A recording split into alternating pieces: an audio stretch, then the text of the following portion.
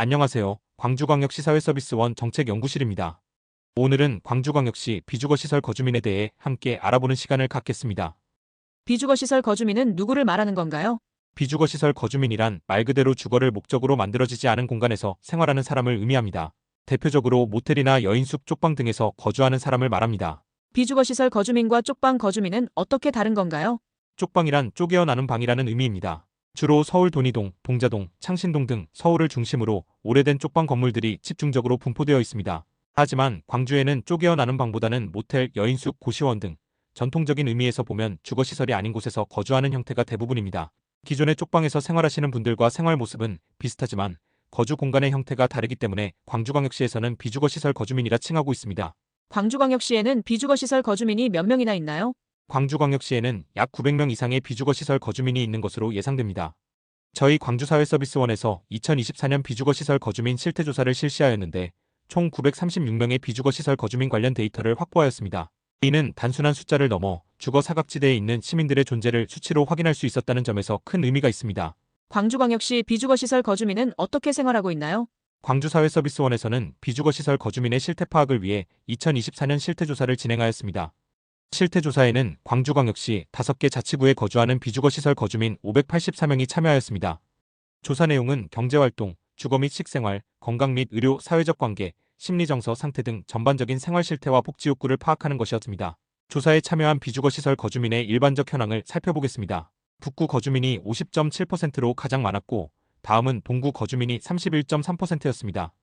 거주하는 시설은 고시원이 38%, 모텔이 32.2%, 여관이나 여인숙이 29.8%였습니다. 연령대는 50대가 34.4%로 가장 많았고 다음은 60대로 28.8%였습니다. 남성은 87.3%, 근로를 하지 않는 거주민이 65.9%였고 1인 단독가구가 99.3%였습니다. 비주거시설 거주민의 구별, 동별 현황을 보면 북구의 중흥동 거주민이 117가구로 가장 많았고 동구의 대인동 거주민이 109가구였습니다.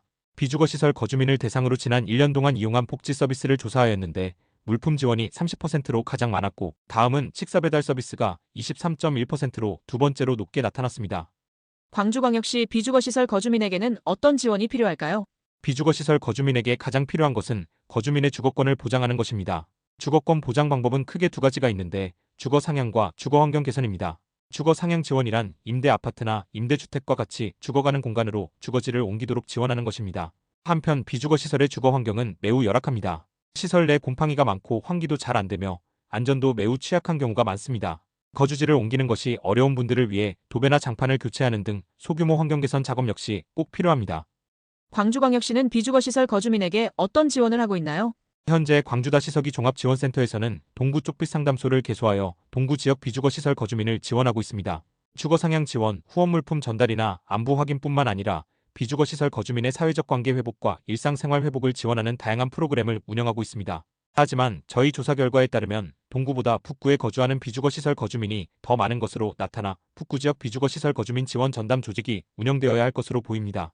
비주거시설 거주민의 어려움은 단순하지 않습니다.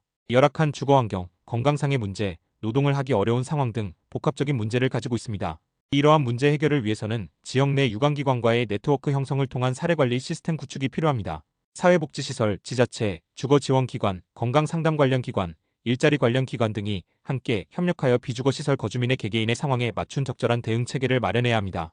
여러분의 관심이 필요합니다. 비주거시설 거주민은 여러 가지 어려움을 감내하며 생활하고 있습니다. 거주하기는 열악하지만 오로지 감내할 수밖에 없는, 때로는 밉지만 결국 의지하게 되는 공간.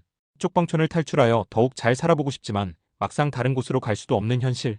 이 인용문은 우리가 외면해왔던 비주거시설 거주민들의 현실을 정직하게 보여주는 말입니다.